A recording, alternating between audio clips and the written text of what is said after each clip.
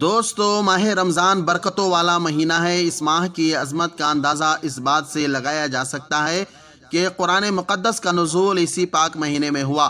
رمضان کا پہلا عشرہ رحمت، دوسرا عشرہ مغفرت اور تیسرا عشرہ جہنم کی آگ سے نجات کا ہے۔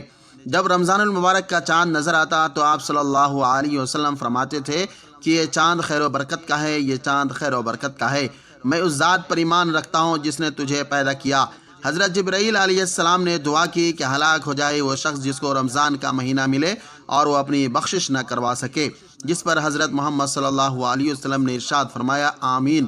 حضرت جبرائیل علیہ السلام کی یہ دعا اور اس پر حضرت محمد صلی اللہ علیہ وسلم کا آمین کہنا، اس دعا سے ہمیں رمضان کی اہمیت کو سمجھ لینا چاہیے۔ روزہ وہ عظیم فریضہ ہے جس کو رب ذوالجلال نے اپنی طرف منسوب فرمایا ہے، اور قیامت کے دن رب تعالیٰ اس کا بدلہ اور اجر بغیر کسی واسطہ کے بذات خود روزہ دار کو عنایت فرمائیں گے۔ خداوند کریم نے اپنے بندوں کے لیے عبادات کے جتنے بھی طریقے بتائے ہیں ان میں کوئی نہ کوئی حکمت ضرور پوشیدہ ہے۔ نماز خدا کے وصال کا ذریعہ ہے، خدا تک پہنچنے کا ذریعہ ہے۔ اس میں بندہ اپنے معبود حقیقی سے گفتگو کرتا ہے۔ بیعینی روزہ بھی خدا تعالیٰ سے لو لگانے کا ذریعہ ہے۔ حدیث مبارک میں ہے کہ رمضان شہر اللہ، یعنی رمضان اللہ تعالیٰ کا مہینہ ہے، جس سے پتہ چلتا ہے کہ اس مبارک مہینے سے رب ذوالجلال کا خصوصی تعلق ہے، جس کی وجہ سے یہ مبارک مہینہ دوسرے مہینوں سے ممتاز اور جدا ہے۔ حضرت جابر بن عبداللہ رضی اللہ تعالیٰ عنہ سے روایت ہے کہ حضور صلی اللہ علیہ وسلم کا فرمان ہے کہ میری امت کو ماہ رمضان میں 5 چیزیں ایسی عطا کی گئی جو مجھ سے پہلے کسی نبی کو نہ ملی۔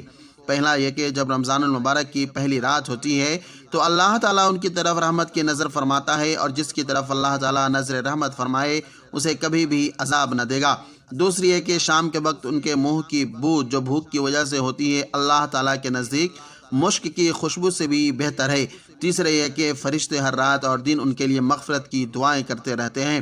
چوتھے یہ کہ اللہ تعالیٰ جنت کو حکم دیتے ہوئے ارشاد فرماتا ہے میرے نیک بندوں کے لیے مزین ہو جا، عنقریب وہ دنیا کی مشقت سے میرے گھر اور کرم میں راحت پائیں گے۔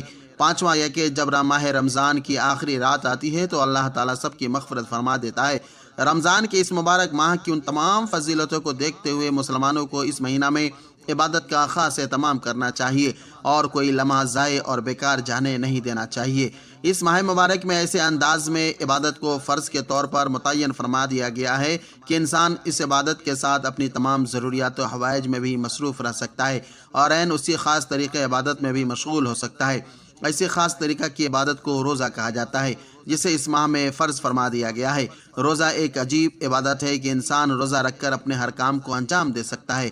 روزہ رکھ کر صنعت و حرفت، تجارت و زیارت ہر کام بخوبی احسن کر سکتا ہے، اور پھر بڑی بات یہ ہے کہ ان کاموں میں مشغول ہونے کے وقت بھی روزہ کی عبادت روزہ دار سے بے تکلف خود بخود صادر ہوتی رہتی ہے اور اس کو عبادت میں مشغولی کا ثواب ملتا رہتا ہے۔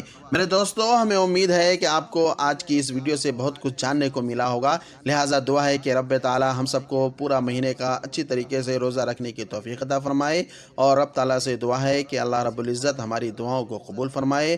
پھر ملیں گے انشاءاللہ کسی دوسری نئی ویڈیو میں، تب تک آپ اپنا خیال رکھیے۔